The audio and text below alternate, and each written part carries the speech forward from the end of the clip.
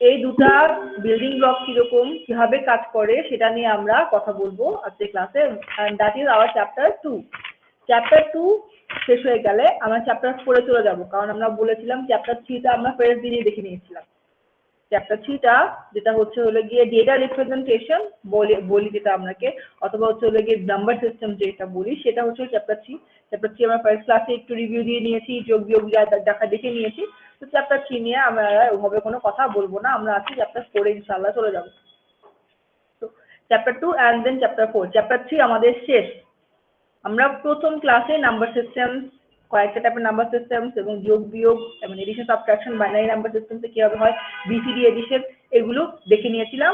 That is that and that is what chapter 3 is.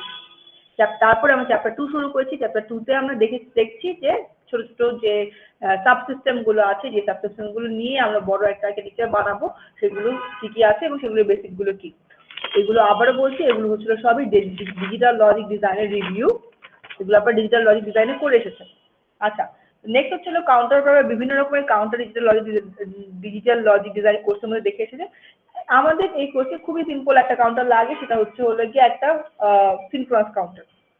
Synchronous counter একটা clock পেলে, অথবা হলো গিয়ে একটা সিনক্রোনাস কাউন্টার একটা ক্লক পেলে অথবা একটা ট্রিগার পেলেই হলো কি সিনক্রোনাসকে 1 2 3 4 5 করে কাউন্ট করতে থাকে। তো ওটার বিল্ডিং ব্লকটা একটু দেখি, মানে ভেতরকার সার্কিটে কিভাবে দেখে কাজ করে সেটা দেখি।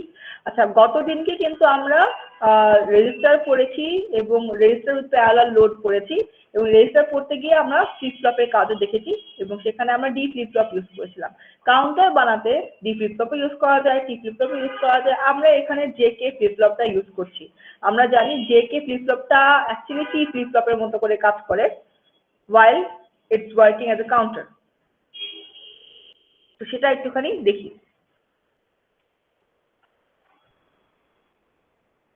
সিনক্রোনাস কাউন্টার, সিনক্রোনাসলি একটার পর একটা কাউন্ট করতে থাকবে এটা।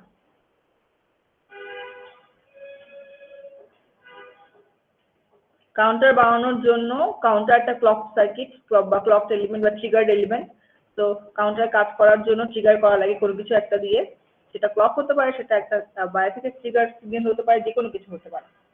আমরা এখানে জে কে ফ্লিপ ফ্লপ দিয়ে বানাবো কাউন্টারটা।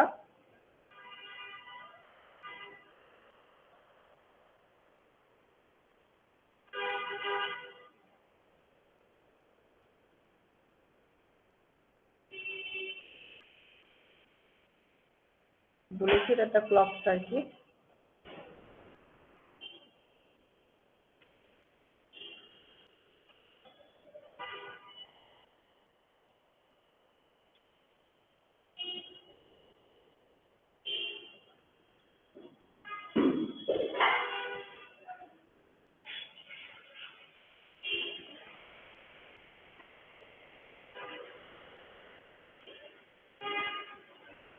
না, জেকে ফ্লিপ ফ্লপ যাদের মনে নেই, জেকে ফ্লিপ ফ্লপটা আমাদের অন্যান্য ফ্লিপ ফ্লপ থেকে একটু ডিফারেন্ট ছিল, কারণ জেকে ফ্লিপ ফ্লপে আমরা সবগুলো কম্বিনেশনকে ইউজ করতে পারি, যেখানে অন্যান্য ফ্লিপ ফ্লপে বেশিরভাগ ক্ষেত্রে এসআর ফ্লিপ ফ্লপ, যেটা এসআর ফ্লিপ ফ্লপের লাস্ট যে ইকুয়েশনটা ছিল, মানে কম্বিনেশন ছিল 1 1, সেটা আমরা ইউজ করতে পারতাম না। 1 1 কে আমরা নো চেঞ্জ বলে, 1 1 কে আমরা আনডিফাইন্ড বলেছিলাম। কিন্তু জেকে তে আমার চারটা যে কম্বিনেশন আমি জে আর কে ইনপুটের জন্য পাই, চারটা কম্বিনেশনকে আমরা ইউজ করতে পারি। আমার প্রথম কম্বিনেশনটা অবশ্যই এখানে ক্লক থাকে, ফ্লিপ ফ্লপ তো ক্লক থাকবেই, এবং ক্লক আমরা জানি ক্লকের ভ্যালু 0 হলে it doesn't matter, there will be no change. আর ক্লকের ভ্যালু 1 হলেই আমার এই যে কম্বিনেশন ইনপুট সেট কম্বিনেশন যেগুলো আছে সেগুলো কাজ করে। 0 0 তে সেভ সেট বলি বা নো চেঞ্জ থাকবে, 0 1 এ একটা 0 সেভ হবে, 1 0 তে একটা 1 সেভ হবে, আর 1 1 এ টগল হবে। টগল মানে কি হবে? উল্টে যাবে। আগে আউটপুটে যা ছিল সেটা উল্টে যাবে। আউটপুটে যদি 0 থাকে তাহলে সেটা 1 হয়ে যাবে, 1 থাকলে সেটা 0 হয়ে যাবে। যতবার আমার সার্কিটের মধ্যে আমি 1 1 দিব ততবার টগল হতে থাকবে। কথাটা এটা মানে এটা তো আপনারা জানেন, জাস্ট মনে রেখেন আর কি, এভাবে কাজটা করছিল। আমরা একটা আউটপুটের কথা চিন্তা করবো, সেটা হলো কিউটা। কিউ প্রাইমটা আর দেখাচ্ছি না।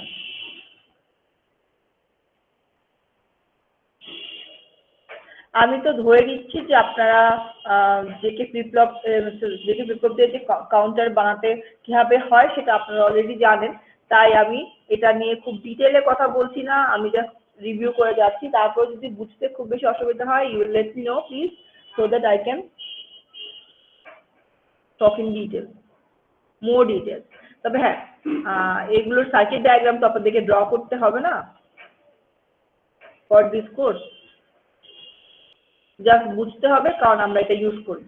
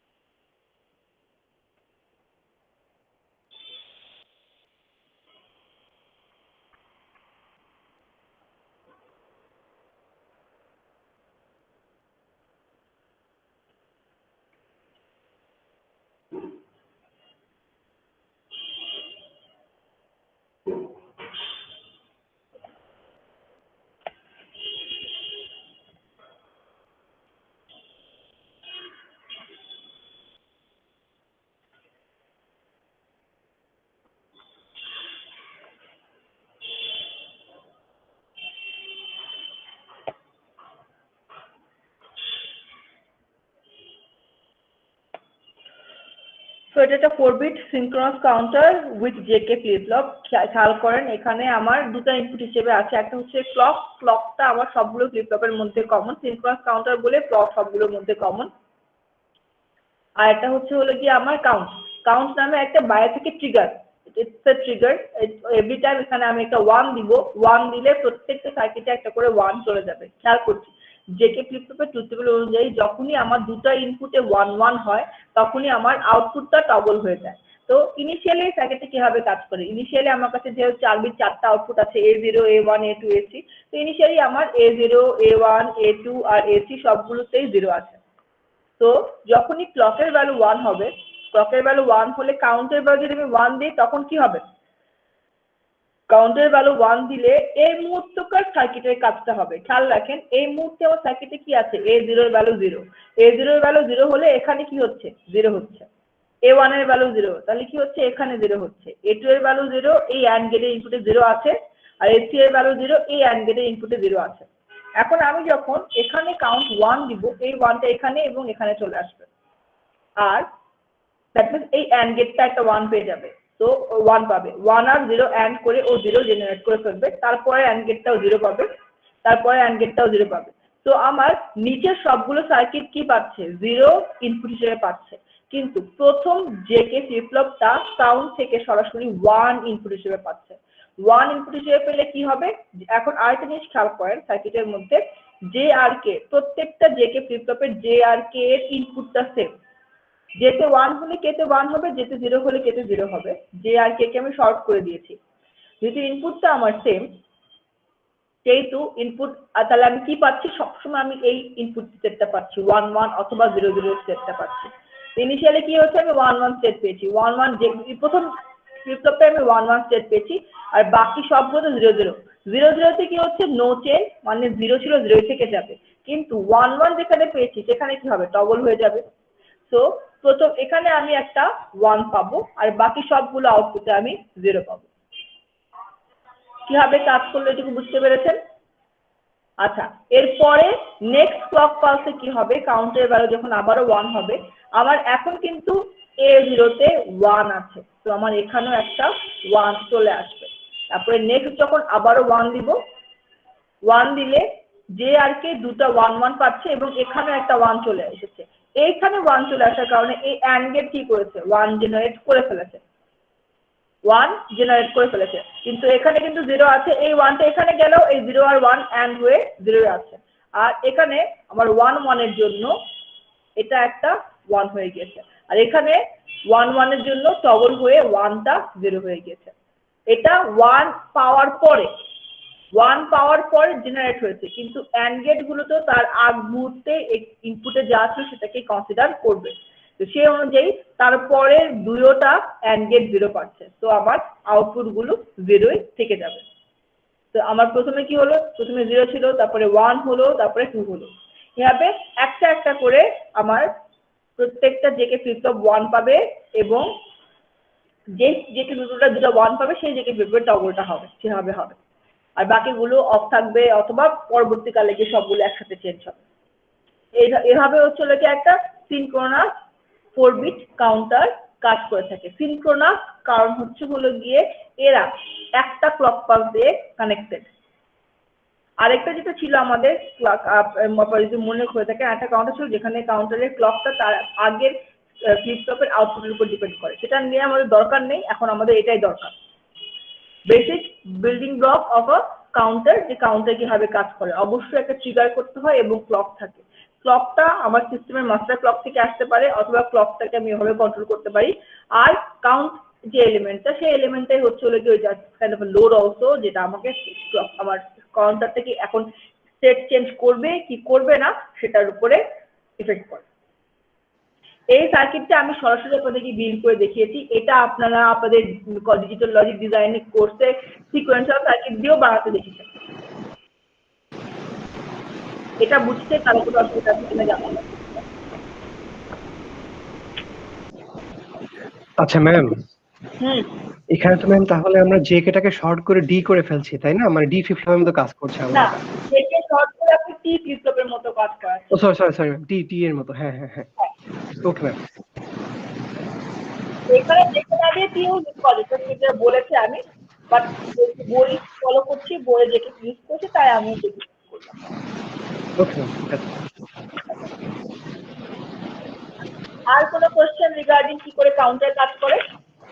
আপনারা আমাদের এই কোর্সে কাউন্টারের ব্লক ডায়াগ্রাম অবশ্যই আঁকবেন না, আপনারা সরাসরি কাউন্টারের এলিমেন্ট থাকে সেটা আপনি ড্র্যাগ এন্ড ড্রপ করে ইউজ করতে পারবেন। আচ্ছা মোসাম্মত মারিয়া, তোমার মাইকটা একটু অফ করো।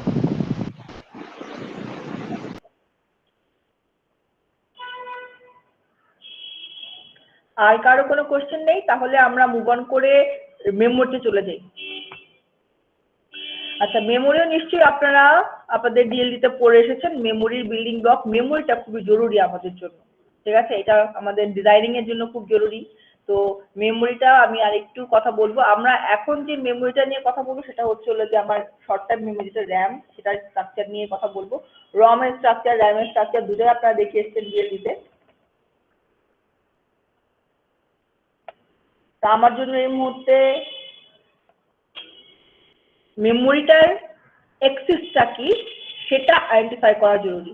কি করে আমরা মেমোরি থেকে ডেটা অ্যাক্সেস করে থাকি, এটা খুবই জরুরি আমাদের আর্কিটেকচারটা বিল্ড করার জন্য। এই জন্য এটা একটু খেয়াল করি। ডেটা কি করে রাখি মেমোরিতে এবং ডেটা কি করে রিট্রিভ করি মেমোরিতে।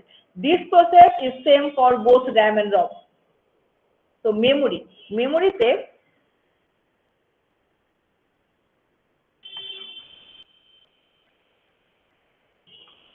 কি কি কাজ করি? মেমোরিতে আমরা ডেটা রাখতে পারি, সেটাকে আমরা মেমোরি রাইট বলি। আর মেমোরি থেকে আমরা ডেটা রিট্রিভ করতে পারি, বা অলরেডি যে ডেটাটা রেখেছি সেটা আবার রিট্রিভ করতে পারি অথবা পড়তে পারি, সেটাকে আমরা মেমোরি রিড বলি। ঠিক আছে? তো যদি লিখি তখন সেটাকে রাইট বলছি, যখন যদি পড়ি বা রিট্রিভ করি আগে যেটা অলরেডি রেখেছি এমনটা যেটা যদি আবার অ্যাক্সেস করতে চাই তখন সেটাকে আমরা রিড বলে থাকি। তো মেমোরির কাজ হচ্ছে গিয়ে দুটা। এখন এই যে কাজগুলো করার জন্য কিভাবে প্রসেসটা হয়।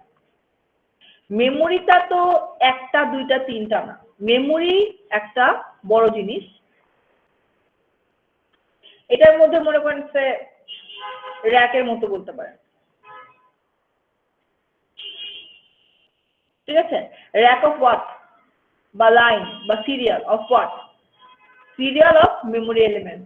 তো আমরা গতদিনকে মেমোরি এলিমেন্টটা কি জিনিস সেটা নিয়ে কথাবার্তা বলে এসেছি। মেমোরি এলিমেন্ট বলতে আমরা সবচেয়ে ছোট এলিমেন্ট কোনটাকে বুঝি? রেজিস্টার কি দিয়ে বানিয়েছেন?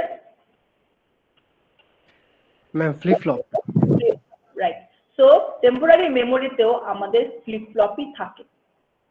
এখন এই ফ্লিপ ফ্লপ কি র্যাক বলেছি না, এই যে এক একটা লাইন বা এক একটা ব্লক বলছি, এক একটা ব্লক হচ্ছে গিয়ে নাম্বার অফ ফ্লিপ ফ্লপস এর এক একটা ব্লক। 8টা 10টা 12টা 15টা ডিপেন্ড করে আপনি কিভাবে ডিজাইন করছেন, তার উপরে হচ্ছে হলো গিয়ে 12টা 15 টু দি পাওয়ার n হবে আর কি।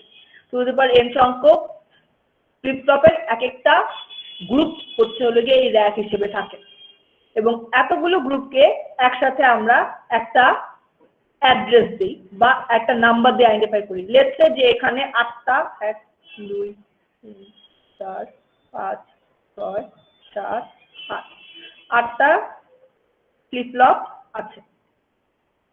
এই 8টা ফ্লিপ ফ্লপে 8 বিট ডেটা একসাথে থাকে। এখন ডেটাটা যদি শুধু একটা 1 হয়, এই 1টাও 1 2 3 4 5 6 7 8টা বিটের মাধ্যমে এখানে থাকবে, ঠিক আছে? আর যদি 2 হয় এভাবে থাকবে, 3 হয় এভাবে থাকবে, আর যদি 8 বিটের পর এটা হয় 8 বিট হিসেবেই থাকবে, ঠিক আছে? তো এই 8 বিট এই 8টা ফ্লিপ ফ্লপের মধ্যে থাকছে একসাথে, এবং সেটা যে কোনো একটা ভ্যালুকে বা একটা ফ্রেগমেন্ট অফ এ ভ্যালুকে আইডেন্টিফাই করছে। তো এই ভ্যালুটাকে যদি আমি অ্যাক্সেস করতে চাই তাহলে আমার এই 8টা ফ্লিপ ফ্লপকে অ্যাক্সেস করতে হবে। কথা ঠিক আছে না? যদি আমি এই 1 ভ্যালুটাকে অ্যাক্সেস করতে চাই তাহলে আমার এই 8টা ফ্লিপ ফ্লপকে অ্যাক্সেস করতে হবে। কিভাবে করব? মেমোরিতে এরকম অনেক 8টার গ্রুপ, 10টা 15 8টার গ্রুপ অথবা 16টার গ্রুপ 32টার গ্রুপ আছে। কিভাবে অ্যাক্সেস করব? অ্যাক্সেস করতে হলে আমাকে জানতে হবে এটা কোন 8টা যেখানে হচ্ছে হলো যে আমার এই 1টা আছে। এই কোন জিনিসটাকে আইডেন্টিফাই করার জন্য আমরা এই প্রত্যেকটা গ্রুপকে এক একটা নাম্বার দিয়ে আইডেন্টিফাই করি, আর এই নাম্বার গুলোকে আমরা বলি হচ্ছে মেমোরি অ্যাড্রেস।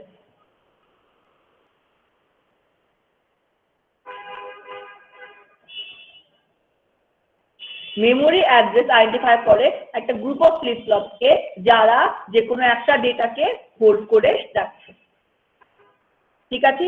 তাহলে কি কি জিনিসপত্র বেরোলো? এখন পর্যন্ত 3টা জিনিস বেরোলো। মেমোরিতে আমরা লিখি এবং পড়ি।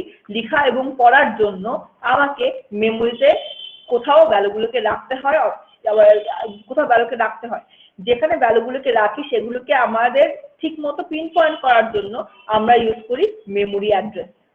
অ্যাড্রেস দিয়ে আমরা ডিফাইন করি যে কোথায় থেকে আমি একটা ভ্যালুকে অ্যাক্সেস করব, কোথা থেকে আমি ভ্যালুকে অ্যাক্সেস করব সেটা আমরা মেমোরির অ্যাড্রেসটা দিয়ে ডিফাইন করি। এটুকু পর্যন্ত আছে। তাহলে 3টা জিনিস। আর তারপরে কি হচ্ছে? তারপরে হচ্ছে যে লিখতে এক একটা হচ্ছে লিখি এবং পড়ি, তাই লিখা পড়ার জন্য কি কি লাগবে? এক হচ্ছে হলো যে একই মেমোরি। খেয়াল করেন, মেমোরি তো একটা, আমার তো 5টা 6টা মেমোরি না। এই মেমোরিতে আমি লিখতে পারছি, এই মেমোরিতে আমি পড়তে পারছি। এখন তাহলে মেমোরিকে আমি কি করে বোঝাবো? লেটস সে মেমোরির কাছে একটা সিগন্যাল গেল। এখন মেমোরি কি করে বুঝবে ও লিখবে না পড়বে? তো ওকে তো আমাকে বোঝাতে হবে যে এই সিগন্যালটা আসলে দ্যাট মিনস তোমার কাছে লেখা হবে, আর এই সিগন্যালটা আসলে দ্যাট মিনস তোমার কাছে পড়া হবে। তো রিড এবং রাইটের জন্য দুটা এলিমেন্ট, একটা হচ্ছে হলো গিয়ে রিড রাইট করার, রিড এবং রাইট করার জন্য হচ্ছে হলো গিয়ে আবার বলছি আপনাকে কিভাবে বলবো। আচ্ছা, আমরা ব্লক ডায়াগ্রামে চলে যাই, তাহলে এটা বুঝতে আর একটু সুবিধা হবে। একটা ব্লক ডায়াগ্রাম আঁকি of A smallest unit of A memory. এটা সিলেক্ট করার জন্য থাকবে অ্যাড্রেস লাইন। ওই দিকটাকে বললাম অ্যাড্রেস। যদি এই ইউনিটের মধ্যে কোনো একটা ভ্যালুকে আমি রাখছি, সেই ভ্যালুটাকে যদি আমি অ্যাক্সেস করতে চাই বা সে এই ইউনিট লিখতে চাই, তাহলে আমাকে অ্যাড্রেস লাইন দিয়ে আগে এই ব্লকটাকে সিলেক্ট করতে হবে। সিলেক্ট করার পরে এখানে আমি লিখবো অথবা পড়তে পারবো। লেখার জন্য একটা লাইন লাগবে, ইনপুট লাইন। আর পড়ার জন্য এখানে জাস্ট ভেরিয়েশনের জন্য লাইন লাগবে, দ্যাট ইজ আউটপুট লাইন। ওই যে বলছিলাম না, রিড এবং রাইটের জন্য তো আমার কিছু এলিমেন্ট লাগবে। এটা হচ্ছে হলো গিয়ে রাইটের এলিমেন্ট, এটা হচ্ছে রিডের এলিমেন্ট। আর আরেকটা কথা বললাম কি, যে আমি লিখবো না পড়বো কি করে বুঝবে? তো এখানে থাকবে হচ্ছে হলো গিয়ে রিড অথবা রাইটের সিগন্যাল। যদি রিড সিগন্যাল দেই দ্যাট মিনস হচ্ছে হলো আউটপুট দিয়ে কোনো কিছু বেরিয়ে আসবে। যদি রাইট সিগন্যাল দিই তাহলে ইনপুট দিয়ে কোনো কিছু বেরিয়ে আসবে। এটাকে আমরা বলি হচ্ছে স্মলেস্ট একটা। এই যে এলিমেন্টটা আঁকলাম এটা হচ্ছে শুধু 1 বিট একটা ভ্যালুকে সেভ করতে পারে। আর এটাকে আমরা বলি বিসি অথবা বাইনারি সেল, সবচেয়ে smallest element of a memory, যে একটা 1 বিটকে লিখতে পারে, পড়তে পারে, সেভ করতে পারে। এই 1 বিটকে অ্যাক্সেস করার জন্য আমাকে অ্যাড্রেস লাইন সিলেক্ট করতে হবে এবং এটাকে রিড অথবা রাইট এর একটা সিগন্যাল দিতে হবে। According to this and this signal এই লাইনটা অথবা এই লাইনটা কাজ করবে। অনেকের কাছে মনে হতে পারে এটা রিপিট করছি, আমি অনেক বেশি কথা বলছি এটা নিয়ে, কিন্তু এটা না, আপনারা পরে গিয়ে ঝামেলা করে ফেলেন। এই জন্য আমি একটু রিপিট করছি কথাটা, আপনারা just bear with me so that এই মেমোরিটা আপনাদের ক্লিয়ার হয়ে যায়। এটা জরুরি। সো অ্যাড্রেস লাইন দিয়ে আমি সিলেক্ট করব বাইনারি সেলটা, যে সেলটাতে আমি ইদার কিছু লিখবো আর এই সেলে অলরেডি কিছু আছে যেটাকে আমি পড়বো, এবং কি লিখবো না পড়বো সেটার জন্য আমাকে এটাও বলে দিতে হবে, এবং সেটা বলে দেওয়ার জন্য আমরা রিড রাইট সিগন্যাল ইউজ করে থাকি। দ্যাট বিসি অথবা বাইনারি সেলের একটা ব্লক ডায়াগ্রাম এঁকেছি। এটার আবার একটা সার্কিট ডায়াগ্রামও আছে। এটার জন্য আমরা বিভিন্ন রকমের সাধারণত either D flip flop or SR flip flop use করে থাকি। আমি এসআর ফ্লিপ ফ্লপ ইউজ করে আপনাদেরকে দেখাতে চাচ্ছি, বাইনারি সেলের ভেতরে সার্কিটটা দেখাতে চাচ্ছি এখন। তো একটা ছিল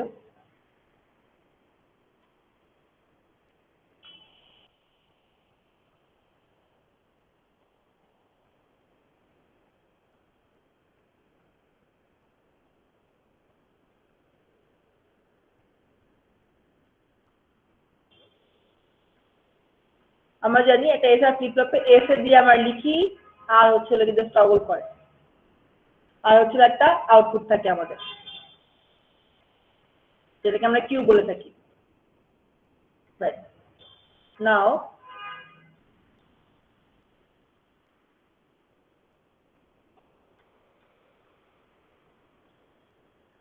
ইনপুট যে জিনিসটা বললাম সেটা আমার এস ফ্লিপ ফ্লপে, এবং ইনপুটের নটটা আমার আর ফ্লিপ ফ্লপে কানেক্টেড থাকে।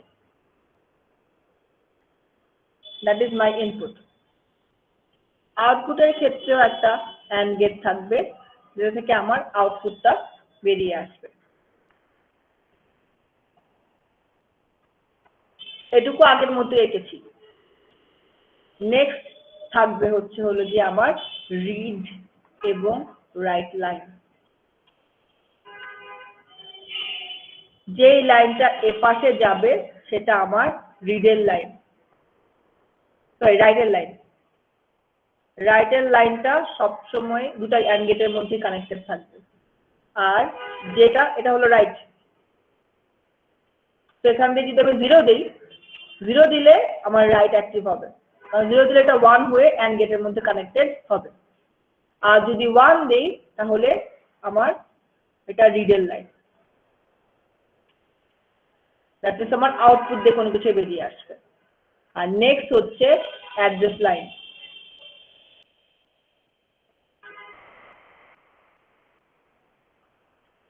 অ্যাড্রেস লাইনটা সবগুলো অ্যান্ড গেটের মধ্যে অ্যান্ড হিসেবে থাকবে।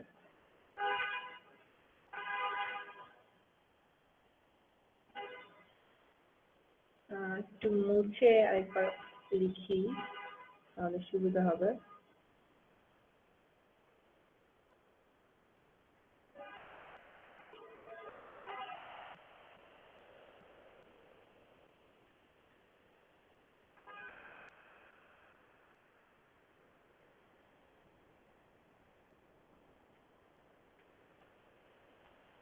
একটু আগে যে ব্লকটা এঁকেছিলাম সেই ব্লকটাই এই ব্লকটা, জাস্ট ভেতরকার সার্কিটটা এখন আলাদা করে দেখাচ্ছি। Input, read or write signal, output, address line. Address line সবগুলো অ্যান্ড গেটে অ্যান্ড হিসেবে আছে।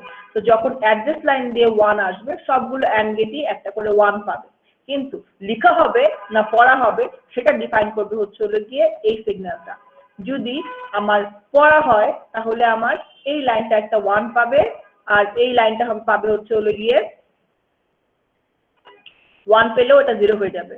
0 হয়ে গেলে কি হবে, অ্যান্ড গেটের ইনপুটে, এখানে দুটো অ্যান্ড গেটের ইনপুটে 0 0, যদি এস আর আর ফ্লিপ ফ্লপের মধ্যে এস আর ফ্লিপ ফ্লপের এস আর আর দুটো 0 0 ইনপুট পায় তাহলে কি হবে নো চেঞ্জ মানে আউটপুটে কোনো চেঞ্জ হবে না কিন্তু রিড লাইন দিয়ে 1 চলে আসার কারণে কি হবে এই output whatever I have in queue that will be shown in the output line আর যদি এখানে আমি রাইট করতে চাই তাহলে আমি দিচ্ছি 0 0 দিলে এটা 0 মানে আউটপুট লাইনটা বন্ধ হয়ে যাবে কিন্তু 0 দিলে এই পাশে হয়ে যাবে 1 তাহলে কি হচ্ছে তাহলে আমার অ্যাড্রেস লাইন থেকে 1 পেয়েছি রিড রাইট লাইন থেকে 1 পেয়েছি that means something will be written কি লেখা হবে সেটা আমার ইনপুট দিয়ে যদি আমি 1 দিই তাহলে এস এর ভ্যালু 1 আর এর ভ্যালু 0 1 লেখা হবে ইনপুট দিয়ে যদি আমি 0 দিই তাহলে এস এর ভ্যালু 0 আর এর ভ্যালু নট করে 1 সো আউটপুটে 0 লেখা হবে তো এইভাবে হচ্ছে এটা বাইনারি সেলের মধ্যে লেখা পড়ার কাজটা হয়ে থাকে এইটুকু যদি বুঝতে পারেন বাকি মেমোরি বুঝতে কোনো অসুবিধা নেই এইটুকু বুঝতে কারো কোনো অসুবিধা আছে কিনা একটু জানিয়ে দেন আমাকে একটা বাইনারি সেল টেম্পোরারি মেমোরি র্যামের মতো করে কাজ করছে কিভাবে কাজ করছে সেটা বুঝলাম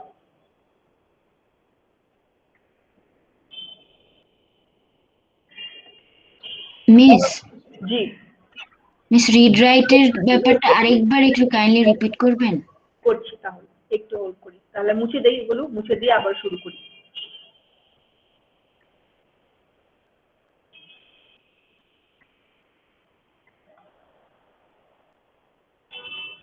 আচ্ছা একটা বাইনারি সেলে আমি রিড বা রাইট করতে চাই যাই করতে চাই না কেন অবশ্যই আগে তো আমাকে সেলটা সিলেক্ট করতে হবে সেল সিলেক্ট করার জন্য হচ্ছে কি অ্যাড্রেস লাইন দিয়ে 1 আসবে যদি অ্যাড্রেস লাইন দিয়ে 1 আসে এই 1টা আমার এখানেও থাকবে এখানেও থাকবে এখানেও থাকবে সবগুলো অ্যান্ড গেটে 1টা পাচ্ছে এখন হচ্ছে গিয়ে এই 1 দিয়ে আমি এই সেলটাকে সিলেক্ট করলাম এখন বলবো যে আমি কি লিখবো না পড়বো লেখার জন্য হচ্ছে কি ইনপুট লাইন পড়ার জন্য হচ্ছে আউটপুট লাইন যখন আমি লিখবো তখন তো পড়বো দুটো কাজ একসাথে হবে না যে কোনো একটা কাজ হবে তো যদি আমি লেখার কথা বলি রাইট বলার জন্য আমাকে কি করতে হবে এই অ্যান্ড গেট দুটোকে অ্যাক্টিভেট করতে হবে এই অ্যান্ড গেট দুটো অ্যাক্টিভেট করার সিস্টেমটা কি আমি যদি দেখা যাচ্ছে যে এই অ্যান্ড গেট গুলো দিয়ে যে রিড রাইটের লাইনটা নট গেট হয়ে গিয়েছে নট গেটের মানে কি নট গেট মানে হচ্ছে যদি আমি একটা 0 দিই তাহলে কি হবে আমার বেসিক্যালি ও একটা 1 পাবে তো এই লাইন দিয়ে যদি আমি কোনো কিছু লিখতে চাই তাহলে আমি এই লাইন দিয়ে 0 ইনপুট দিব 0 ইনপুট দিলে আমার এটা 1 হয়ে দুইটা অ্যান্ড গেটে গিয়ে কানেক্টেড হবে তো আমি এখানে অ্যান্ড গেটে একটা 1 পাচ্ছি এবং এখানে অ্যান্ড গেটে একটা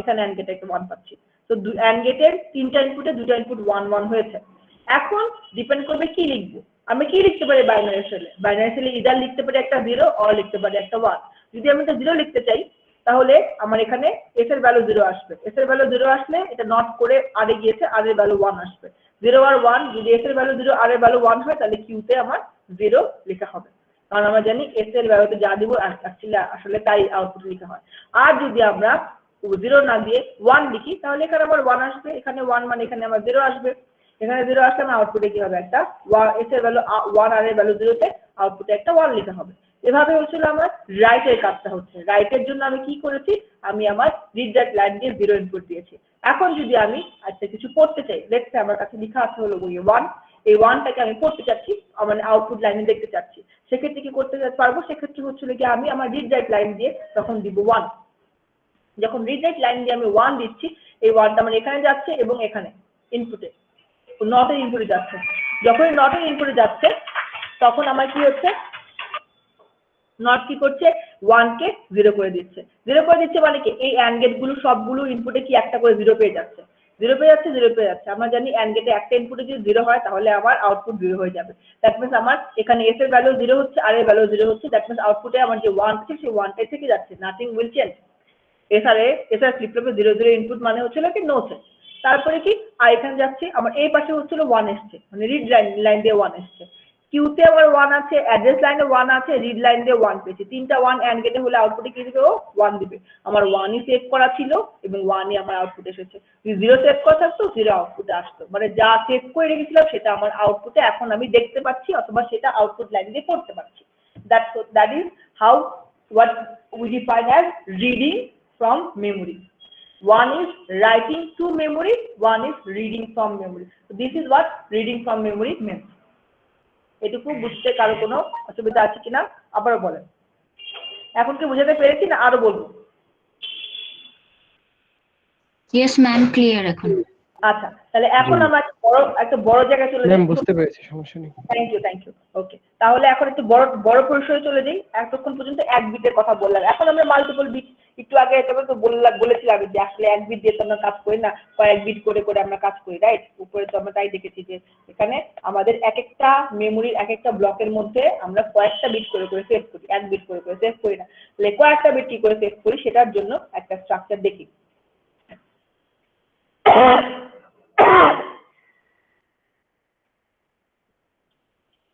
Excuse me.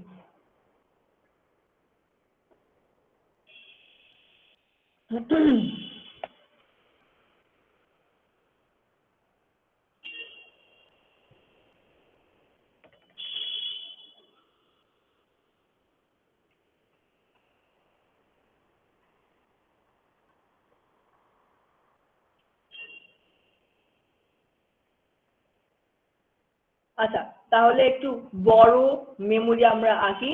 মেমোরি যখন বড় হবে মানে অনেকগুলো ভ্যালু রাখতে পারবো এবং আলাদা আলাদা অ্যাড্রেসে রাখতে পারবো, তখন আমাদের অ্যাড্রেসের কথাটাও চলে আসছে, অ্যাড্রেস সিলেকশনের কথাটাও চলে আসছে, এবং ভ্যালু রাখার জন্য আমরা ওই যে বলেছি যে গ্রুপ অফ ফ্লিপ ফ্লপের কথাও চলে আসছে। সেটাকে আইডেন্টিফাই করার জন্য আমরা যেটা করছি, একটা ডিকোডার ইউজ করব।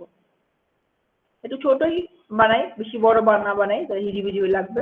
আমরা একটা 2:4 1 2 3 আর 4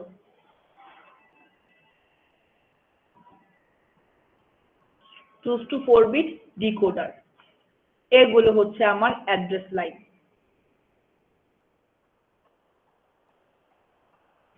এই অ্যাড্রেস লাইনগুলো দিয়ে আমরা এইসব লাইনগুলোকে আমরা যারা ডিকোডার এখানে যা দেবো সেই লাইনটা সিলেক্ট করবো, এই লাইনগুলোকে সিলেক্ট করে থাকি।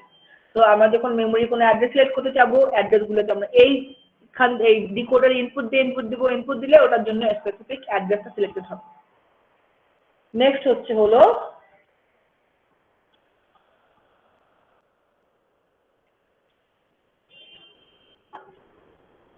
ওই যে বললাম binary cell, this are BC. আগে উপরে আমরা একটা বিসি দেখেছি, এখানে কয়েকটা বিসি দেখছি। আমরা জানি কি, যদি বিসি গুলো দেখি, বিসিতে অ্যাড্রেস লাইনটা কানেক্টেড থাকে। তো এই যে এই অ্যাড্রেস লাইনটা প্রত্যেকটা বিসিতে আমি কানেক্ট করছি।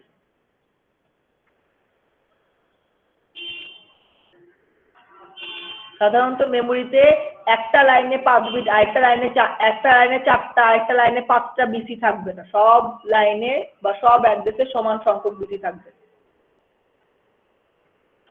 Now it will depend on your data if you want to use it or if you don't want to use it, or if you want to use multiple addresses to save store one data. এগুলো সবই BC এবং সবগুলোর সাথে address লাইনগুলো connect করছি।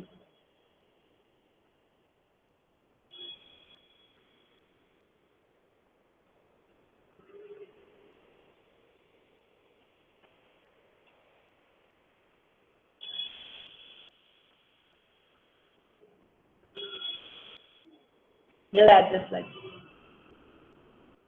তারপরে কি ছিল? তারপরে ছিল ইনপুট এবং আউটপুট।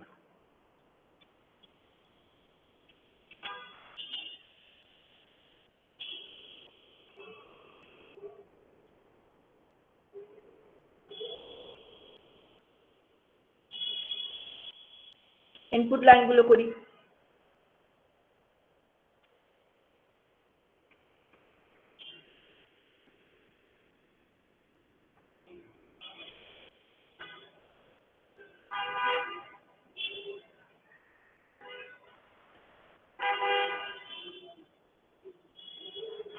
এক একটা বিট ইনপুট দেওয়ার জন্য এক একটা তার লাগবে।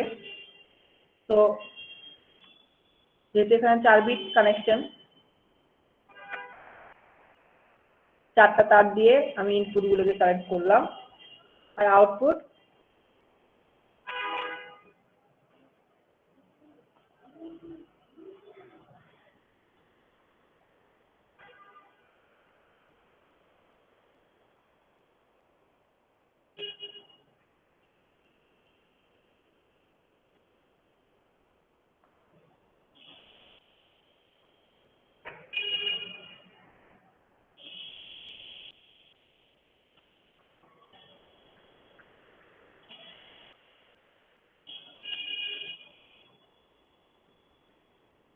আপনারা বলতে পারেন সব তো একই লাইনে কানেক্টেড, কিন্তু আমরা জানি যে অ্যাড্রেস লাইন যেটা থেকে সিলেক্টেড হবে সেখান থেকে আউটপুট বেরোতে পারবে বা সেখানে ইনপুট যেতে পারবে, অন্য লাইনে ইনপুট যেতে পারবে না, আউটপুটও বেরোতে পারবে না।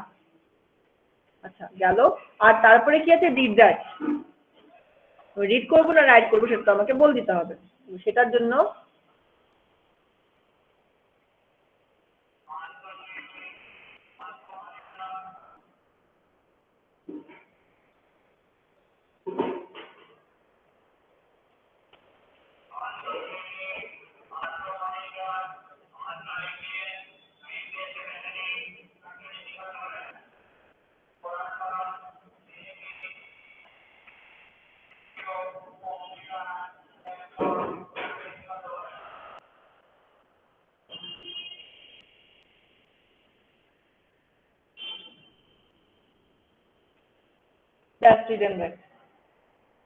এখন আমার আগের কানেকশনগুলো সব আছে, কিন্তু আমার এখন বাইনারি সেল সংখ্যা বেড়েছে এবং একটা বাইনারি সেল একটা অ্যাড্রেস দিয়ে মাল্টিপল বাইনারি সেলকে কানেক্ট করেছি। দ্যাট মিনস একটা অ্যাড্রেস দিয়ে মাল্টিপল বাইনারি সেলকে আমি অ্যাক্সেস করতে পারবো।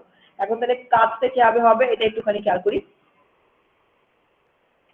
তো লেটস সে আমরা এখন সেভ করতে চাচ্ছি, দুই নাম্বার অ্যাড্রেসে, মেমোরির 2 নাম্বার অ্যাড্রেসে আমি লিখতে চাচ্ছি হচ্ছে 1010 এই ভ্যালুটা। তাহলে আমার ইনপুট লাইনে চলে আসবে 1010। আমি মেমোরির 2 নাম্বার অ্যাড্রেসটাকে আমার সিলেক্ট করতে হবে, তো আমি অ্যাড্রেসের লাইনের মধ্যে 10 দিব। আমরা জানি ডিকোডারে, এটা তো ডিকোডার,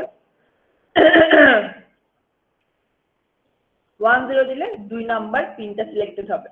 2 নাম্বার পিন সিলেক্ট হওয়া মানে 2 নাম্বার পিনের সাথে যতগুলো বিসি আছে সবগুলো বিসি কি সিলেক্টেড হয়ে যাবে। এখন ইনপুট লাইন দিয়ে কি এসছে 1010। আর কি করব, আমরা এখন এটা কি ইনপুট লাইন দিয়ে লিখছি, তো রিড রাইট লাইন দিয়ে আমি কি দিব, রাইট দিব। রাইটের জন্য আমরা কি দিই, সাধারণত 0 দিয়ে থাকি ইনপুট। রাইটে যখন 0 ইনপুট দিব প্রত্যেকটা অন্য সব বিসি সিলেক্টেড হবে, কিন্তু ইনপুট এখানে দেখেন রিড রাইট লাইন দিয়ে 0 দিলে যতগুলো বিসি আছে সবগুলো বিসি কিন্তু 0টা পাবে। এই ইনপুট লাইন দিয়ে 1010 দিলে যতগুলো বিসি আছে সবগুলো বিসি কিন্তু 1010 ভ্যালুটা পাবে। কিন্তু অ্যাড্রেস লাইন সিলেক্ট করছি কোনটা, অনলি 2 সিলেক্ট করছি, অন্য সবগুলো অ্যাড্রেস লাইন কিন্তু 0 হয়ে আছে, শুধু 2 এর অ্যাড্রেস লাইনটাই 1 হয়ে আছে। আমরা জানি অ্যাড্রেস লাইনটা কি আছে, এন্ড হিসেবে সব জায়গায় আছে। তো এন্ড এর ভ্যালুকে আমার যদি 1 করতে হয় সেক্ষেত্রে কি করতে হবে, আমাকে 1 দিতে হবে ইনপুটে। কিন্তু বাকি সব অ্যাড্রেস লাইনগুলো 0, শুধু 2 এর অ্যাড্রেস লাইনটা 1 হয়ে আছে। তো অনলি এই বিসি গুলোই একসেপ্ট করতে পারবে আমার 1010 কে। তো এই বিসি গুলোই আমার 1010 কে একসেপ্ট করতে পারবে এবং এগুলো সেভ করতে পারবে। বাকি সবগুলো বিসি অফ হয়ে আছে, তো ভ্যালু পেলেও সেভ করতে পারবে না। আর একটা হাইপোথিসিস হচ্ছে হলো যে আমরা মনে করছি যে আমরা কিছু লিখে রেখেছি, সেটা আমরা পড়তে চাই। কি লিখে রেখেছি সেটা পড়তে চাই, খেয়াল করি। লেটস সে আমরা লিখে রেখেছি 1 1 1 আর 1। আমার 1 নাম্বার অ্যাড্রেসে 4টা 1 সেভ করা, সেগুলোকে আমি আউটপুটে দেখতে চাই। সেক্ষেত্রে আমি কি করব, সেক্ষেত্রে আমি আমার অ্যাড্রেস লাইনে দিব 01। অ্যাড্রেস লাইনে 01 দিলে কি হবে, বাকি সব 0 হয়ে যাবে, শুধু 1 নাম্বার অ্যাড্রেস লাইনটা অ্যাক্টিভ হবে। শুধু 1 নাম্বার অ্যাড্রেস লাইনটা অ্যাক্টিভ হবে। 1 নাম্বার অ্যাড্রেস লাইন অ্যাক্টিভ হলে এখানে যা ভ্যালুটা আছে, এবং রিড রাইট লাইন দিয়ে কি করবো, আমরা রিড করার জন্য দিই সাধারণত 1। রিড করার জন্য যখন আমরা 1 দিব তখন 1 তো সবাই পাবে, কিন্তু অ্যাড্রেস লাইন সিলেক্ট হচ্ছে শুধু 1 number address line. 1 number address line যতগুলো বিসি আছে সেই বিসিতে যা লেখা আছে সেগুলো আমার আউটপুটে চলে আসবে। এভাবে অ্যাড্রেস লাইন এবং রিড রাইট দিয়ে আমরা মেমোরিকে কন্ট্রোল করে থাকি। This is A RAM, permanent না, টেম্পোরারি মেমোরি। যতক্ষণ পর্যন্ত আপনার ইলেকট্রিসিটি আছে ততক্ষণ পর্যন্ত এই মেমোরিটা কাজ করছে। But is the same for ROM. রমের এই স্ট্রাকচারটা ডিফারেন্ট, আপনারা দেখে এসেছেন রমের স্ট্রাকচার কিরকম, কিন্তু অ্যাক্সেস করার ক্ষেত্রে অ্যাড্রেস লাইন এবং রিড রাইট দিয়েই আমরা ডিসাইড করি যে কি লিখবো আর কি পড়বো। রমের ভেতরের স্ট্রাকচারটা different, but selection and read রাইটটা সেম হাইপোথিসিসের মাধ্যমে হবে। বুঝতে পেরেছেন কিনা বলেন, এখানে আর কোনো কোশ্চেন আছে কিনা বলেন।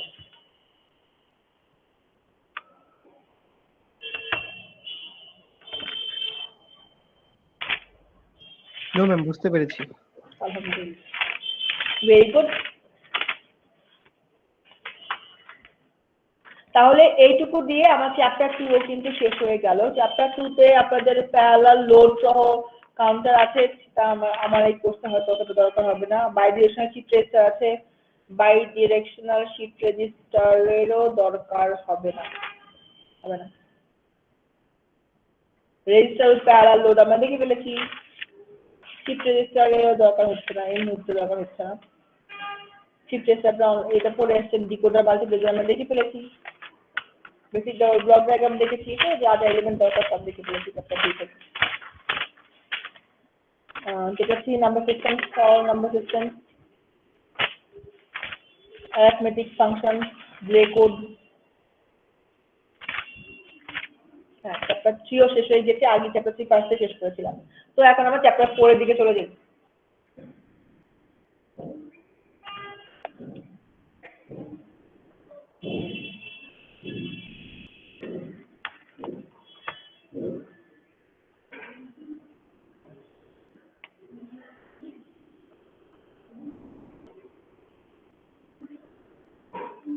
আচ্ছা, আবারও বলি, আমরা একদিন পর্যন্ত 1, 2, 3 যে চ্যাপ্টারগুলো দেখলাম সেগুলো আমার এই কোর্সে অল দ্য ওয়ে লাগবেই, বাট এগুলো সরাসরি আমি আপনাকে বলবো একটা ডিকোডার একটা মেমোরি আঁকেন, that will not be in the exam, but memory এবং ডিকোডার এক্সামে থাকবে, ঠিক আছে?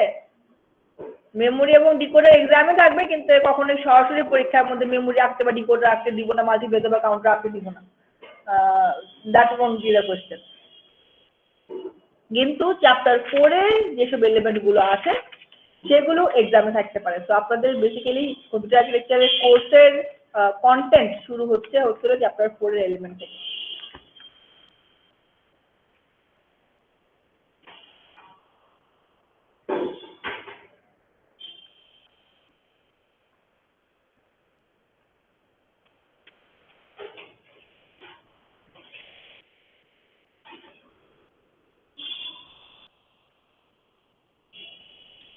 রেজিস্টার, আমরা গতদিনকে basic register, parallel load register দেখেছিলাম, এবং আমি আপনাদেরকে বলেও ছিলাম যে এই কোর্সের মধ্যে খুবই ইম্পর্টেন্ট একটা এলিমেন্ট হলো register all the way.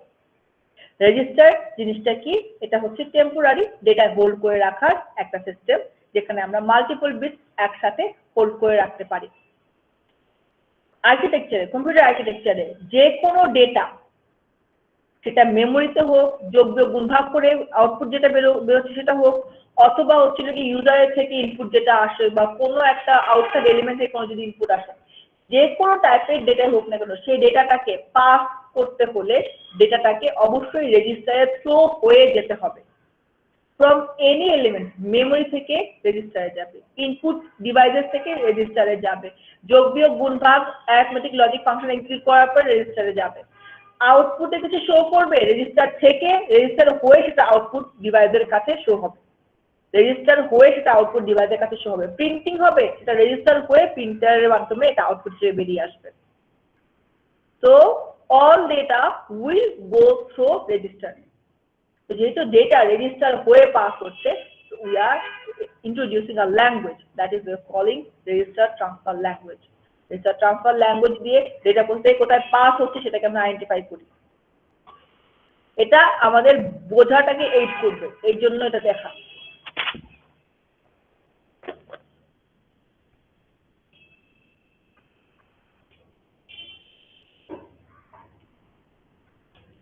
Basic সাধারণত রেজিস্টার গুলোকে আমরা এরকম একটা বক্স দিয়ে আইডেন্টিফাই করি অনেক সময়।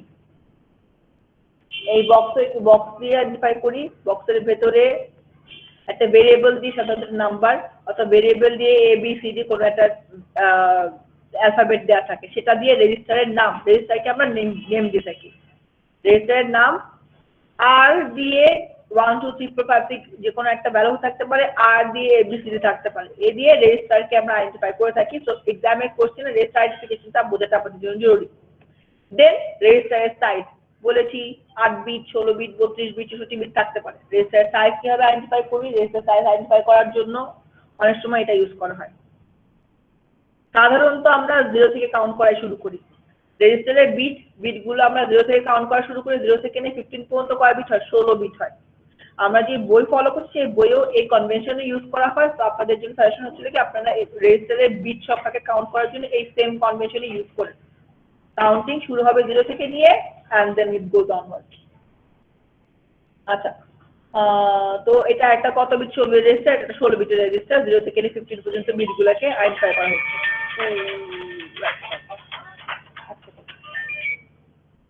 তারপর তোমার আমি আপনাকে কারেক্ট করে নিই, আমি তোমার ওই যে গতকাল থেকে একদম মাথা খারাপ ছিল ল্যাবরেটরি সেক্টর নিয়ে।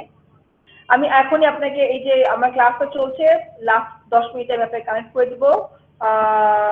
আপনি আপনাকে দেখেন একটু আমি ব্রেক নিয়ে কানেক্ট করে দিচ্ছি আপনাকে। আপনি চাইলে আমাদের এই গ্রুপ এই ক্লাসে চলে আসতে পারেন। আর আজকে আপনার কোন থেকে আড়াইটা থেকে না 2:40 থেকে।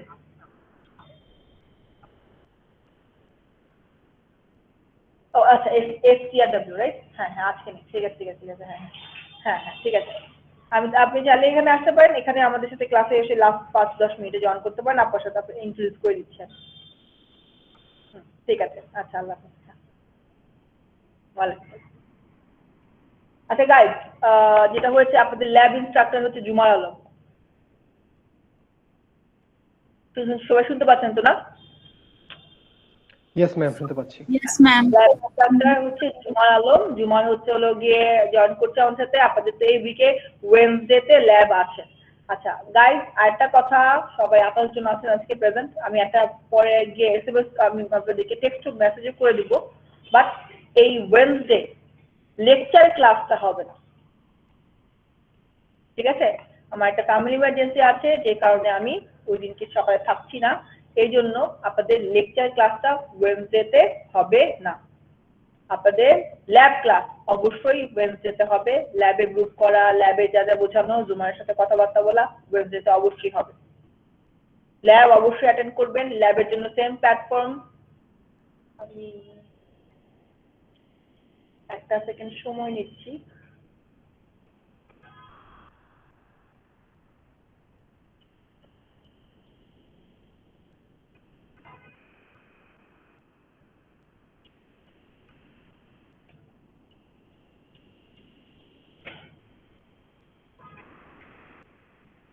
জুমারকে আমি অ্যাড করে দিয়েছি।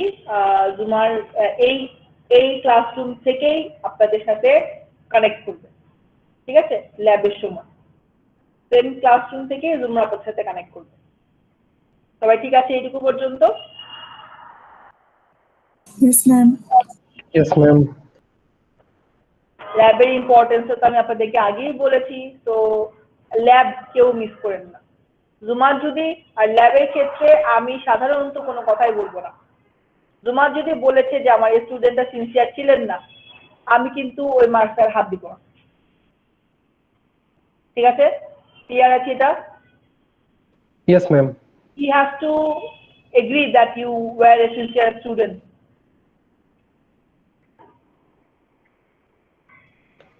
Yes ma'am.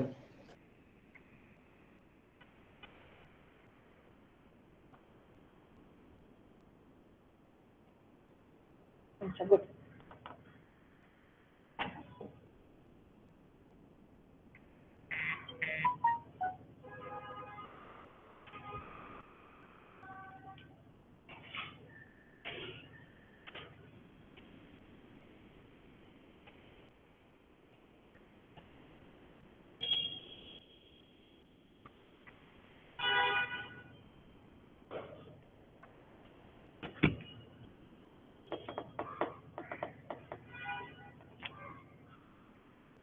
আচ্ছা, প্রথম 4টা ল্যাব তো আপনাদের হার্ডওয়্যার ল্যাব হবে।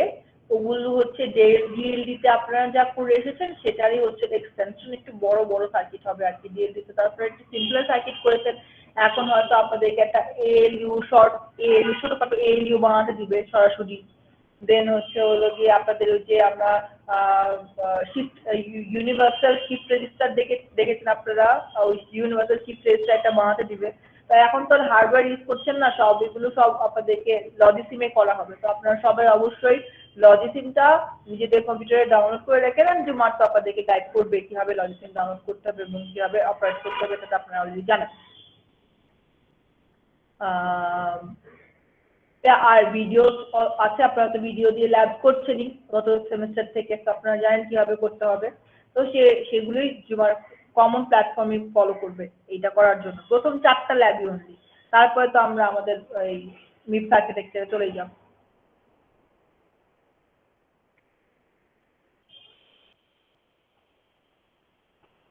That's more less about lab. জুমারকে আমি অ্যাড করেছি, এখন শুরু করি আবার। তো রেজিস্টারকে আমরা আইডেন্টিফাই করি এভাবে, একটা বক্স দিয়ে তার ভিতরে রেজিস্টারের নাম দেওয়া হয় এবং তাদেরকে সেখানে আমরা বিট সংখ্যাকে অ্যাসাইন করে দিতে পারি। এখানে একটা জিনিস হচ্ছিল প্রত্যেকটা বিটের পজিশনটা খুবই বড় করে ম্যাটার করে টাইম টু টাইম। এটা আপনারা দেখবেন সার্কিটে গিয়ে আরো বেশি বিটের পজিশন। এখানে 15টা বিট আছে, লেটস সে একটা ছোট রেজিস্টার নেই বিটটা বোঝানোর জন্য। 0 থেকে 7 কয়টা বিট? 8টা বিট। কি এটা? 1 2 3 4 5 6 7 8 0 1 2 3 4 5 6 একটা বেশি হয়েছে।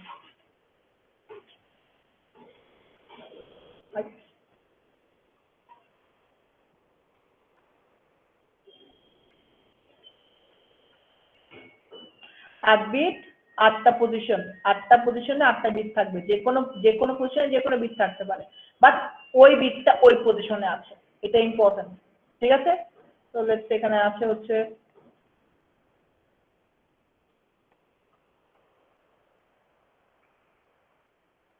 যে এই 0টা 3 নাম্বার পজিশনে আছে, 1টা 4 নাম্বার, এই 1টা 5 নাম্বার পজিশনে আছে। তো পজিশন গুলো জরুরি, খেয়াল রাখতে পারেন। আচ্ছা, তো কিভাবে আমরা বিটকে আইডেন্টিফাই করে থাকি, রেজিস্টারকে আইডেন্টিফাই করে থাকি। এখন ট্রান্সফার, খুবই বেসিক একটা ট্রান্সফার। বেসিক ট্রান্সফারটা কি? একটা রেজিস্টার থেকে আরেকটা রেজিস্টারে ভ্যালু কপি। একটা রেজিস্টার থেকে আরেকটা রেজিস্টারে ভ্যালু কপি করার জন্য আমরা এইরকম সিম্বল ইউজ করে থাকি। তীর চিহ্নটা সাধারণত লেফট টু রাইটই হয়, এবং রাইট টু লেফটই হয়, এবং আপনারা রাইট টু লেফটই ফলো করবেন। রাইট টু লেফট এটার মানে হচ্ছে রেজিস্টার R1 এ একটা ভ্যালু আছে, সেই ভ্যালুটাকে হুবহু কপি করা হচ্ছে R2 তে। That does not mean R1 খালি হয়ে যাচ্ছে। কপি মানে হচ্ছে লেগে কপি, R1 এর ভ্যালুটা আছে এবং এখন এটা R2 তেও আছে। ঠিক, এটা হচ্ছে লেগে কপি করে বুঝাচ্ছি আমরা। নেক্সট কি? এখন আর কি হতে পারে? একটা অপারেশনকে এক্সিকিউট করে সে অপারেশনের আউটপুটটাকে একটা রেজিস্টারের কাছে পাঠানো। আমি বলেছি যদি কোনো অ্যারিথমেটিক লজিক ফাংশন এক্সিকিউট হয় সেটাও আমার রেজিস্টারে থ্রো হয়ে যেতে হবে অন্য জায়গায়। তো R1 এবং R2 দুটা ভ্যালু আছে, সেই ভ্যালুগুলোকে যোগ করে আমি আবার R2 রেজিস্টারে পাঠাচ্ছি। It could be another register also. I could send it to R3 register, a separate register, or I could send it to any of these two registers. ঠিক আছে? সেক্ষেত্রে আগের ক্ষেত্রে কি হতো, R2 তে যে ভ্যালুটা ছিল যোগের আগে সেই ভ্যালুটা রিপ্লেস হয়ে নতুন ভ্যালুটা সেভ হতো, অথবা R3 তে দেই তাহলে R3 তে চলে গিয়ে নতুন ভ্যালু হিসেবে এই যোগের আউটপুটটা সেভ হবে। এটা অপারেশনের আউটপুটও আমাদের সেভ হতে পারে। এখন এটা যে সিম্পল অপারেশন দেখেছি, it could be any other operation. আচ্ছা, নাও এইটুকু বুঝতে কারো কোনো অসুবিধা? কিভাবে লিখি, রাইটিং কনভেনশনটা বুঝতে কোনো অসুবিধা? সবাই ঠিক আছে? ম্যাম এটা একটু রিপিট করবেন, এই যে R1 R2। আমার কথা কি শোনা যাচ্ছে ঠিক মতো? Yes ma'am. আবার রিপিট করছি। তো আরেকটা ফাংশন নেই, লেটস সে আমার কাছে দুটো রেজিস্টার আছে R4 আর R5। আমি বললাম R4 এর যে ভ্যালুটা তার সাথে R5 এর ভ্যালুটাকে গুণ করে দাও। গুণের আউটপুটটা কি হবে? গুণের আউটপুটটা I could save it in R4। R4 কিন্তু অলরেডি আমরা ইউজ করেছি, এটা ভিতরে একটা ভ্যালু ছিল, সেই ভ্যালুটার সাথে R5 এর ভ্যালুকে গুণ করেছি। গুণ করে আউটপুটটা আমি আবার R4 এ রাখছি। দ্যাট মিন্স কি হচ্ছে, একটু আগে লেটস সে আবারও বলি যে R4 এ আছে 3 ভ্যালুটা, R5 এ আছে 5 ভ্যালুটা, 3 and 5 এদেরকে মাল্টিপ্লাই করলে কি আসবে? 15। তো এখন R4 এর ভ্যালু হয়ে যাবে 15, 3টা মুছে যাবে, 15 চলে আসবে। যদি আমি যেই সব রেজিস্টারগুলোকে ইউজ করি তাদেরই কোনো একটা ভ্যালুকে তাদেরই কোনো একটাকে আউটপুট সেভ করার জন্য ইউজ করি। আবার সেম কাজটা করার জন্য আমি কিন্তু আরেকটা সেপারেট রেজিস্টার ইউজ করতে পারি, লেটস সে R6। তো তখন 3 এবং 5 গুণ করে 15 হবে, সেই 15টা R6 এ লেখা হতে পারে। তো both could be done depending on what you require. এগুলো কোথা থেকে আসে? প্রোগ্রাম থেকে আসে। তো ওটা আমরা দেখবো যে প্রোগ্রাম থেকে এটা কিভাবে আসে স্টেপ বাই স্টেপ, বাট এখন আমরা জাস্ট বোঝার চেষ্টা করছি ল্যাঙ্গুয়েজটা কি এবং কিভাবে কাজটা হচ্ছে। আরো বলবো না? ঠিক আছে ম্যাম, একটা কোশ্চেন ছিল। হ্যাঁ বলেন। ম্যাম, R4 এ যদি আগে থেকে কোনো কিছু অ্যাসাইন করা থাকে, তারপরে যদি আমি 3x5 যদি R4 এ যদি অ্যাসাইন করতে চাই, তাহলে কি আগের যে ইনপুটটা দেওয়া আছে সেটা কি মুছে যাবে? আমি বুঝিনি কথাটা, আরেকটু বলুন, আরেকবার বলুন। ম্যাম, R4 এ ধরেন ম্যাম 4 অ্যাসাইন করাই আছে আগে থেকে, তারপরে যদি আমি 3x5 যদি করি R4 এ আবার অ্যাসাইন করার জন্য, তাহলে কি ওই 4টা থাকবে না 4টা মুছে যায়, শুধু 15 হবে? যে কোনো একটা ভ্যালু থাকবে, মাল্টিপল ভ্যালু থাকতে পারবে না। ও, তাহলে ম্যাম 4টা মুছে যায়, শুধু 15 অ্যাসাইন হবে। হ্যাঁ, থ্যাংক ইউ ম্যাম।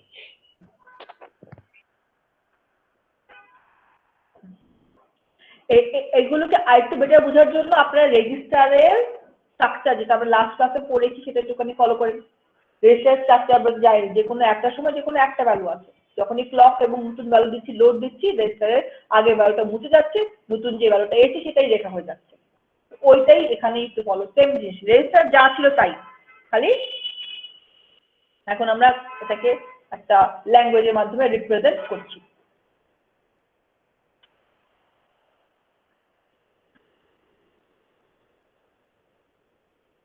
আচ্ছা, এখন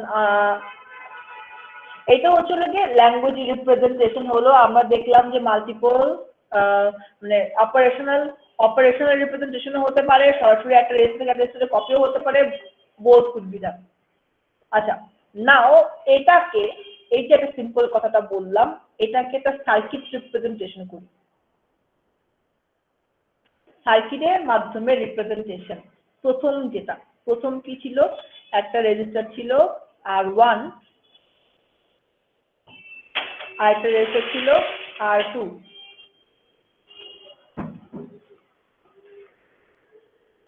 ঠিক?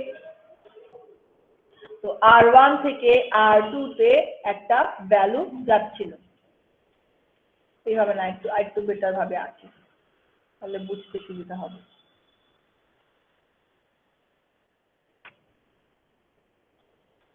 R1 আমার কাছে একটা রেজিস্টার আছে,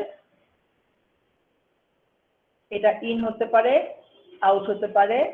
রেজিস্টারকে কাজ করার জন্য আমাকে সবসময় লোড দিতে হয়, মানে রেজিস্টারের মধ্যে নতুন ভ্যালু ইনপুট দেওয়ার জন্য আমাকে লোড দিতে হয়। রেজিস্টারে সবসময় একটা ক্লক থাকে, রেজিস্টার একটা ক্লক এলিমেন্ট, ক্লক ছাড়া রেজিস্টারে কাজ করে না।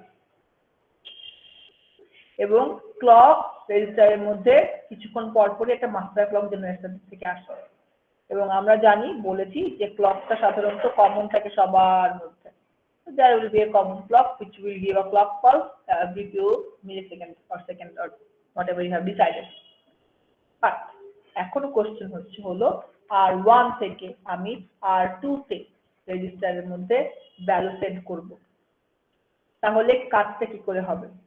আমরা জানি কোন রেজিস্টারের মধ্যে কোনো ভ্যালু সেভ করে রাখা মানে সেই ভ্যালুটা রেজিস্টারের আউটপুট লাইনে আছে।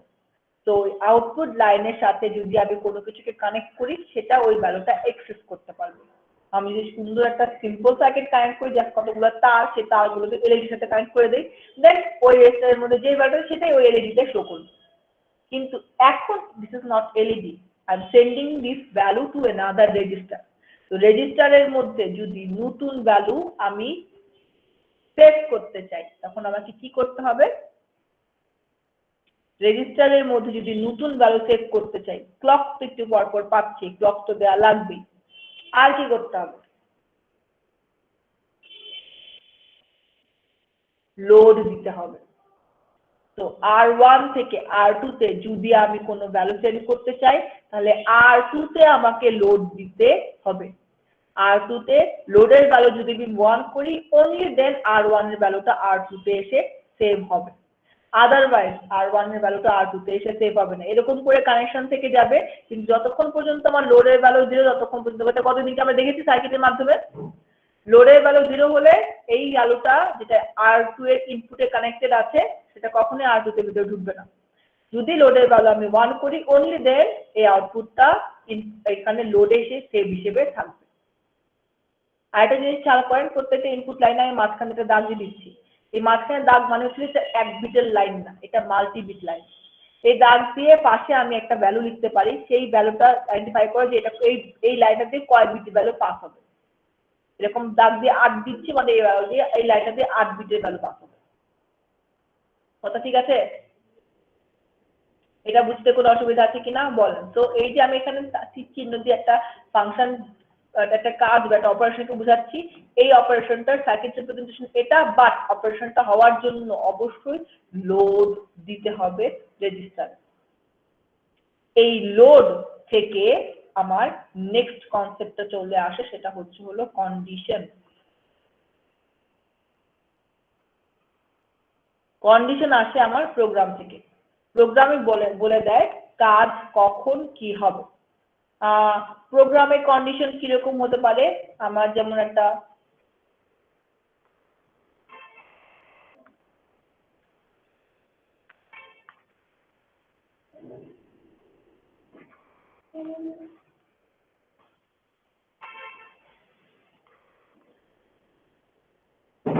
এটা একটা প্রোগ্রাম হচ্ছে, এখানে একটা কন্ডিশন আছে, কন্ডিশনটা কি, এখানে প্রোগ্রামটার মধ্যে কন্ডিশনটা কি?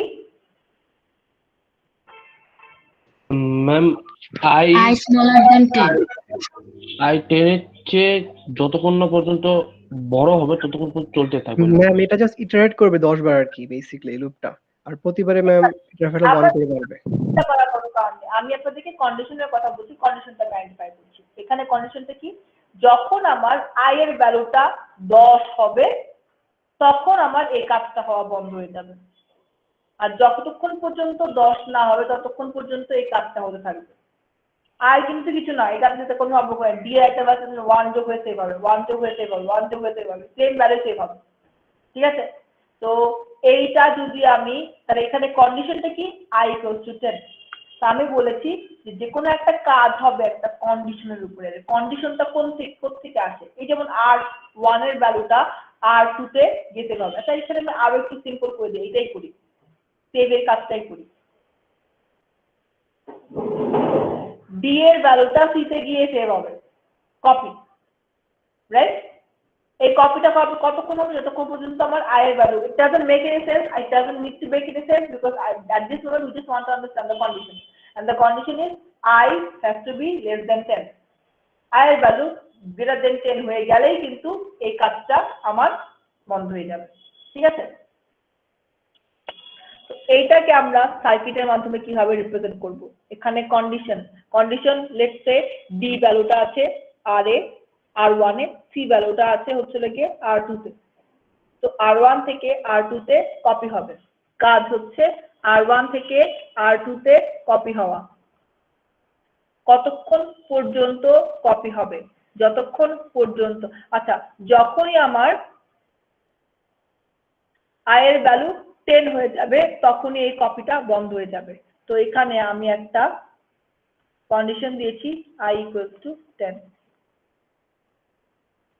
I = 10 হলে আমার এই সরি I = 10 না, I = less than 10,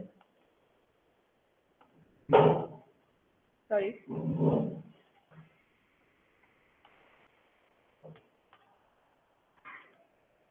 এই কাজটা হলে আমার এই ফাংশনটা এক্সিকিউট হবে। এখন I = less than 10 কে আমরা কিভাবে আইডেন্টিফাই করতে পারি, এভাবে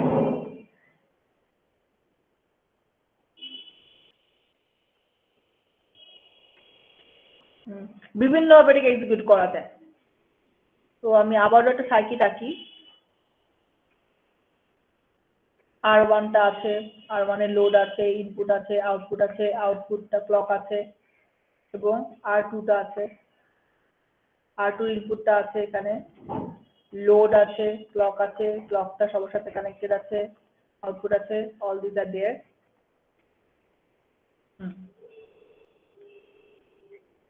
This is load.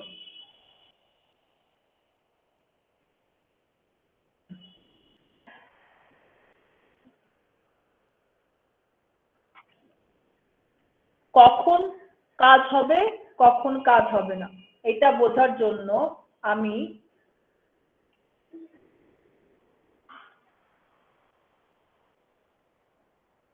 সার্কিট কি করে ড্র করতে পারি আমি চিন্তা করছি, আমাকে 1 মিনিট সময় দেন। I equals to less than 10 এর জন্য একটা সার্কিট আঁকবো। এমন একটা সার্কিট যেটা হচ্ছে হলো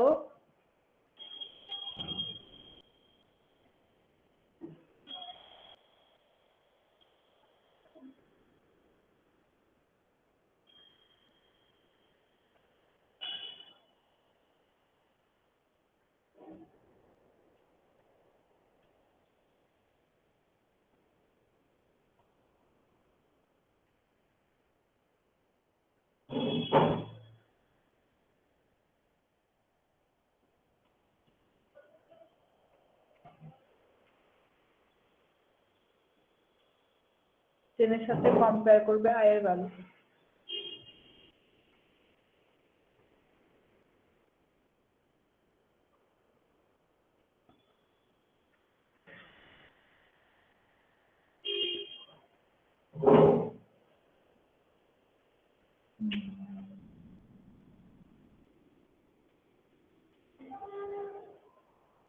আচ্ছা এটা অ্যান্ড না দিয়ে কম্পারেটর দিয়ে দিতাম।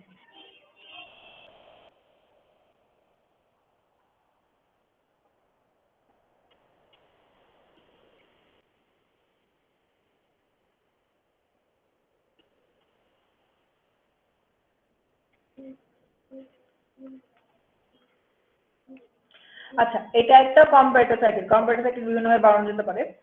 তো কম্পারেটর সার্কিটে ভ্যালু যতক্ষণ পর্যন্ত 1 হবে ততক্ষণ পর্যন্ত লোড পাবে, ততক্ষণ পর্যন্ত এই কপিটা কাজ করবে। যখনই কম্পারেটর সার্কিটের ভ্যালু 0 হয়ে যাবে তখনই হচ্ছে হলো গিয়ে ও এই লোডটা আর পাবে না এবং আর এর ভ্যালু কাজ করবে না। খেয়াল করি I এর ভ্যালু 0 আর এটা হচ্ছে 10। 10 আর 0 কম্পেয়ার করে কি ইকুয়াল হয়েছে? প্রথমে শুরু করলাম I এর ভ্যালু হচ্ছে হলো গিয়ে 0 আর আছে হচ্ছে হলো 10। 10 আর 0 কম্পেয়ার করেছে। কম্পেয়ারের আউটপুট কি হবে? I কি 10 এর সমান হয়েছে? না ম্যাম। না ম্যাম। যতক্ষণ পর্যন্ত I 10 এর সমান হবে ততক্ষণ পর্যন্ত এখানে একটা 1 আসবে। কম্পেয়ার করে যদি সমান না হয় তাহলে এখানে একটা 1 আসবে। 1 মানে কি লোড 1 পেলো, লোড 1 পেলে কি হবে আর এর ভ্যালুটা I এ গিয়ে কপি হয়ে থাকবে। ঠিক আছে, তারপরে নেক্সট সাইকেল I এর ভ্যালু হলো 1 সমান হয়েছে? হয়নি, এটাতে 1 হবে আর এর 1 এর ভ্যালুটা R2 তে গিয়ে কপি হবে। আবারও 2 হলো সমান হয়নি, 1 হবে কপি হবে। এভাবে 9 পর্যন্ত যাবে। 9 পর্যন্ত গেল, 9 পর্যন্ত কম্পেয়ার করে এই ভ্যালুটা আমার 1 এসেছে। যখনই 1 আসে তখনই আর এ যা আছে তা R2 তে কপি হবে, আর এ যা আছে তা R2 তে কপি হবে।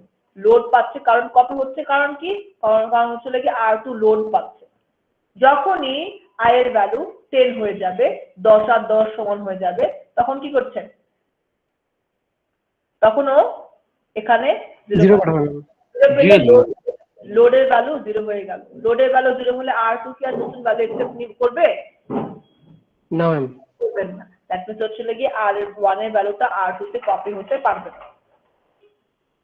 কথা ঠিক আছে?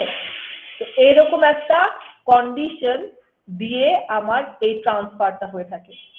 আর একটা রেজিস্টার থেকে আরেকটা রেজিস্টারের মধ্যে ভ্যালুর যে ট্রান্সফারটা হয় সেই ট্রান্সফারটা হয় বেসড অন এ কন্ডিশন। আর একটা রেজিস্টার থেকে আরেকটা রেজিস্টারের ভ্যালুর যে ট্রান্সফারটা হয় সেই ট্রান্সফারটা হয় বেসড অন এ কন্ডিশন। এই কন্ডিশনটা কুড বি এনিথিং, প্রোগ্রাম থেকে আসতে পারে। তো কন্ডিশনকে আমরা এভাবে সাধারণত একটা ভেরিয়েবল দিয়ে t দিয়ে আইডেন্টিফাই করতে পারি। t could ask here t is I less than 10। সেই কন্ডিশনের বেসিসে কি হচ্ছে R1 থেকে R2 কপি হচ্ছে। একটা কন্ডিশনের বেসিসে অনেকগুলো কাজ হতে পারে, যেমন and পরের পেজে চলে যেতে চাই এবং সেটাকে আমরা সার্কিট দিয়েও আঁকতে পারি। এটা সার্কিট দিয়ে এঁকে দেখালাম যে একটা কন্ডিশনের উপর বেস করে কি করে সার্কিটটা কাজ করছে। ঠিক আছে,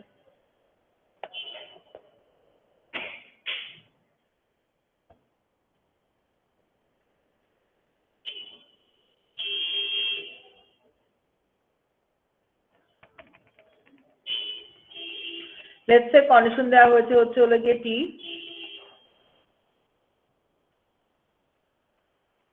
টি এর উপরে বেস করে R2 প্লাস R3 এর আউটপুটটা R5 এ রাখা হচ্ছে এবং R1 এর ভ্যালুটাকে R4 এ কপি করা হচ্ছে। একটা কন্ডিশনের উপর বেস করে দুটো কাজও হতে পারে, তিনটা কাজ হতে পারে, অনেকগুলো কাজ হতে পারে। কন্ডিশনটা আসে হচ্ছে গিয়ে প্রোগ্রাম থেকে। আপনাদের বইয়ে যেসব কন্ডিশন দিয়ে দেওয়া আছে, লেটস সে একটা কন্ডিশন এরকম টি এর জায়গায় দেওয়া আছে x and y প্রাইম, যদি x and y প্রাইমের ভ্যালু যদি ট্রু হয়, মানে x এবং x and y প্রাইম করে যদি আমি একটা ভ্যালু 1 পাই, তাহলে লেটস সে এরকম হবে, R1 থেকে R2 হবে আর R2 থেকে R3 হবে। তো এরকমও কন্ডিশন হতে পারে। তো এটা যদি আসতে কিভাবে আঁকবো, আমি একটু টাফ সার্কিট দেখিয়ে ফেলেছিলাম, একটু সিম্পল সার্কিট এরকম হতে পারে। আমার কাছে দুটো ভ্যালু আছে x এবং y, x এর সাথে y এর প্রাইমকে আমি অ্যান্ড করছি, অ্যান্ড এর আউটপুটটা কি করছে, কোথায় কোথায় ভ্যালু যাচ্ছে, R2 তে এবং R2 তে নতুন ভ্যালু যাচ্ছে। তো আমার কাছে রেজিস্টার আছে R1, রেজিস্টার আছে R2 এবং রেজিস্টার আছে R3। এই অ্যান্ড এর আউটপুটটা R2 আর R3 রেজিস্টারের লোডে যাচ্ছে। R1 এর ভ্যালুটা R2 তে, R2 এর ভ্যালুটা R3 তে আসছে। R1 এর ভ্যালু অ্যাক্সেস করা যেতে পারে এবং হচ্ছে হলো গিয়ে এদের সবার মধ্যে কমন ক্লক আছে, কারণ সিস্টেমটা একটা মাস্টার ক্লকের মাধ্যমে কানেক্টেড।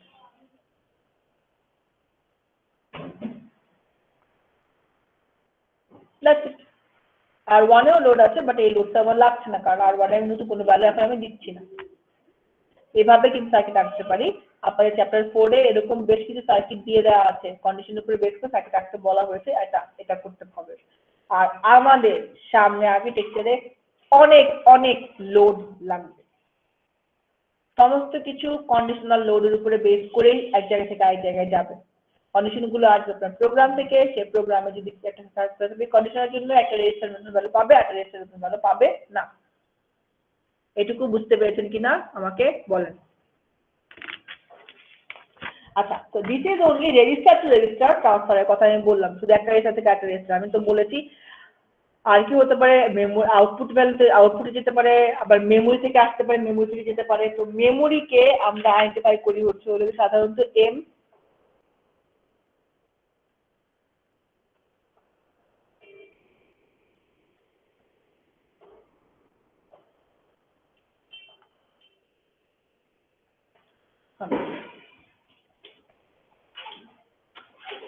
এম দিয়ে আইডেন্টিফাই করি। এক হচ্ছে this is called memory right. ঠিক আছে ভাই,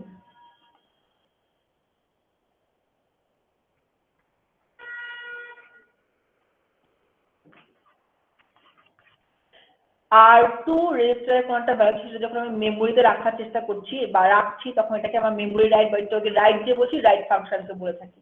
আবার যদি মেমোরি থেকে এটা একটা ব্রেকেট রাখি, কেন ব্রেকেট রাখি বলছি, কোন একটা ভ্যালুকে আমি ওটা রেজিস্টারে রাখতে যাচ্ছি, তখন এটাকে আমি বলছি মেমোরি রিড। সরাসরি তো রিড করা যায় না, অবশ্যই বলেছি রেজিস্টার থেকে রিড করতে হয়। এই যে এখানে খালি জায়গাটা রেখেছি, এটা হচ্ছে হলো গিয়ে মেমোরির একটা অ্যাড্রেস, যে অ্যাড্রেসের ভ্যালুটা আমি রিড করছি। এখানেও সেরকম একটা ব্লক থাকবে, যে অ্যাড্রেসটা থেকে আমি রেজিস্টারের ভ্যালুটা মেমোরি কোনটা অ্যাড্রেস আমি লিখছি, একটু আগে দেখেছি আমরা, অথবা মেমোরি অ্যাড্রেস থেকে কোনো একটা ভ্যালু আমি পড়ছি, মানে রেজিস্টারে নিয়ে আসছি পড়ার জন্য। একটা হচ্ছে মেমোরি রিড ফাংশন, একটা মেমোরি রাইট ফাংশন। ঠিক আছে কিনা বলো।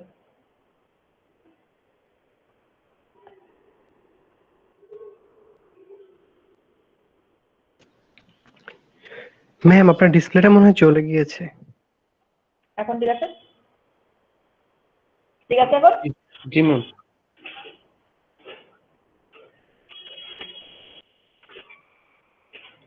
মাল্টিপল ফাংশন যখন এক্সিকিউট করা হয় তখন এরকম কমা দেওয়া হয়, কমাটা কিন্তু খেয়াল রেখে। আচ্ছা, মেমোরি রিড, মেমোরি রাইট, লোডের অপারেশন, এগুলো আমরা কন্ডিশন কাকে বলে সেগুলোকে আমরা সব আইডেন্টিফাই করলাম। বইয়ের এক্সারসাইজেও দিয়ে দেওয়া আছে, সেটাকে আমরা বললাম।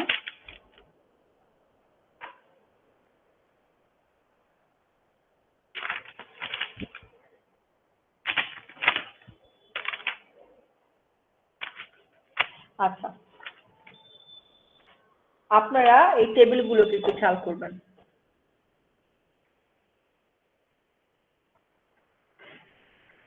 all arithmetic functions, just দেখে নেবেন arithmetic functions কি কি আছে, logic functions কি কি আছে। আচ্ছা, logic ফাংশনের জন্য this is not the table, the table is this one.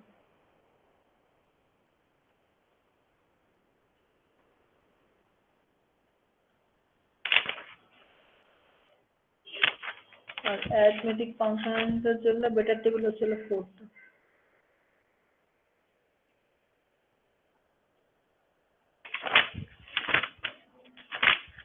Just একটু দেখতে হবে। shift ফাংশন নাই,